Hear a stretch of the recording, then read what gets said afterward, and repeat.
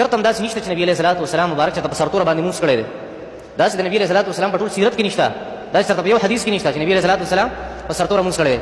سر پټول دا پکار دي، یا په یو رومیال باندې یا په ټوپۍ باندې، او که دې نه په یو لوی څیز باندې چې بهتر څیز دی پټکی، په هغې باندې ویښته پټول پکار دي. آخري خبره ده کړې ده ډېره عجیبه او د عقل سره ډزې کړي دي. ډزې څه ویلي دي؟ دا دلته چې کوم اعتراض شوی دی که نه چې زما په سر باندې خو چونکې ویښته شته نو ټوپۍ ته څه ضرورت دی، زما سر خو پټ دی.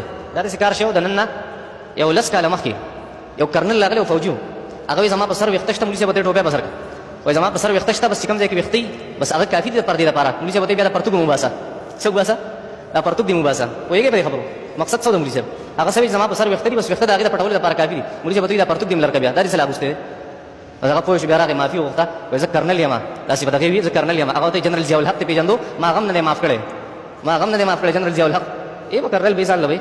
خبره دا ده چې دا د عقل سره ډزې دي، دا کومې خبرې چې ده کړي دي. ښه لکه قرآن او حدیث هم ټچ کول پکار دي، د هغې سره لس منه عقل هم پکار دي، نه هله کار کېږي. مخکې موږ دا خبره کړې وه چې یاره دا خولۍ، رومال، پټکۍ یا پړګۍ دا څیزونه دا د الله د نبي صلی الله علیه وسلم د زمانې سنت عادي و یا عادتي عام په هغه زمانو په عرب کې مشهور و. یا د ویښتان څڼې پرېښودل یا لنګ وهل دا د هغې زمانې عادات و عرفیات و. که یو سړی دی او دې ته فرض وایي یا ورته خامخا کلک واجب وایي وغیره، نو د دې په احادیثو کې کوم جواز نشته، دا زیاتې ده د ځانه. یو سړی جومات ته راشي سرتور سر منځو کې هېڅ مشکل نه پیدا کوي. یو سړی رالی په پرتوګ کې منځو کو په کمیز کې و، په کمیز پرتوګ کې یا لنګ یې و، هېڅ مشکل نه پیدا کوي. یو سړی رالی پټکۍ په سر په جومات کې منځو کو، هېڅ مشکل. ګنې دا د هغه زمانې عادات او عرفیات داسې وو چې د الله رسول صلی الله علیه وسلم د هغې نیکه څڼې هم پرېښودې وې، پټکۍ مو جهنم ته لاړه، صحیح شو، لنګ به مو جهنم ته لاړه. نو دا خبره خو سمه ده چې په احادیثو کې بابونه به دې باندې لګېدلي چې نبي صلی الله علیه وسلم به مطلب لباس کوم قسمه اچاو. نو په احادیثو کې داسې راځي چې لنګ هم اچولو، څڼې هم پرېښودلو، پټکۍ هم وهلو، خو دا د هغه زمانې عرفیات عاداتو لکه څرنګه چې زموږ د پښتنو پکول دی وغیره، یا د ځینې علماو جامه هغه رومال، خولۍ وغیره، دې ته دین ویل نه دي پکار. د یو عالم شناخت کېدلی شي د هغې نه.